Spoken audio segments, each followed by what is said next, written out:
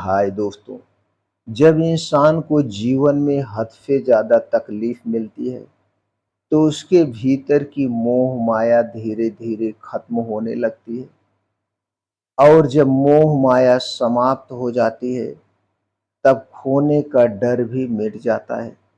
चाहे धन दौलत हो, रिश्ते हो, वस्तुएं हो या फिर स्वयं का जीवन ही क्यों ना हो, इंसान निडर हो जाता है। गौतम बुद्ध ने इस गहन सत्य को एक सुंदर कथा द्वारा समझाया है। आज हम उसी कहानी के माध्यम से इस बात को जानेंगे। दोस्तों, चलिए जानते हैं। आज की जो कथा है दुखी स्त्री की कथा है। गौतम बुद्ध के समय की बात है।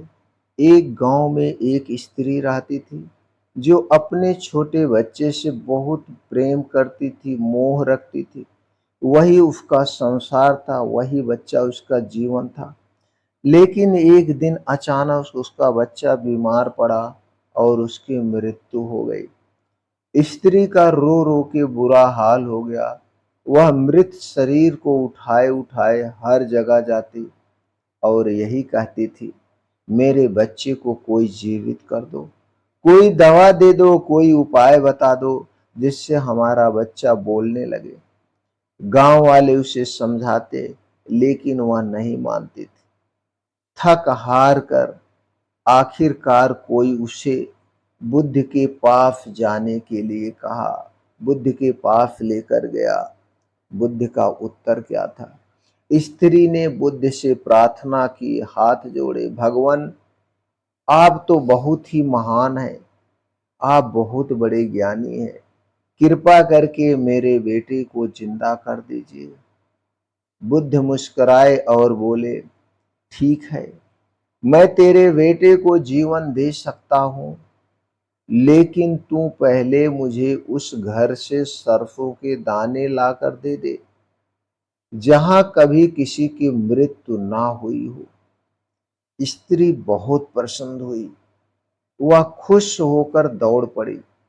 वह एक एक घर गई और सरसों के दाने मांगने लगी, लेकिन हर घर में किसी ना किसी की मृत्यु हुई थी। किसी के घर में पिता की, कहीं माँ पे, कहीं भाई की, कहीं पत्नी की, कहीं बच्चे की। दिन ढल गया।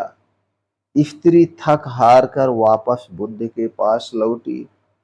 उसकी आंखों से आंसू बह रहे थे, लेकिन चेहरे पे एक अजीब सी शांति थी। उसने कहा, भगवान, मैं समझ गई, मृत्यु और वियोग से कोई नहीं बचा है, यह संसार ही अस्थाई है।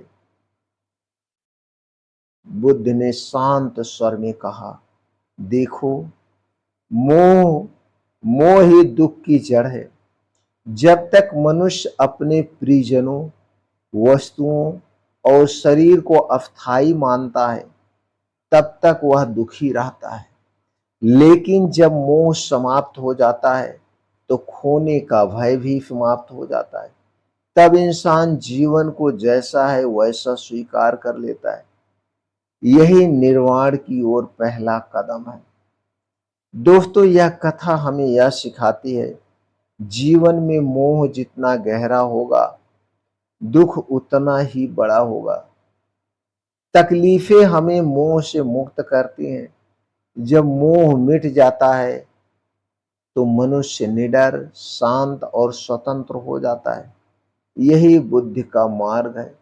मोह माया से ऊपर उठकर निर्विकार बनना।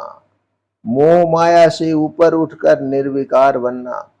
दोस्तों, यदि जीवन में कभी बहुत अधिक दुख मिले तो याद रखिए, वह दुख आपको मोह से मुक्त करने आया है, और मोह से मुक्त होकर ही सच्ची शांति और स्वतंत्रता मिलती है।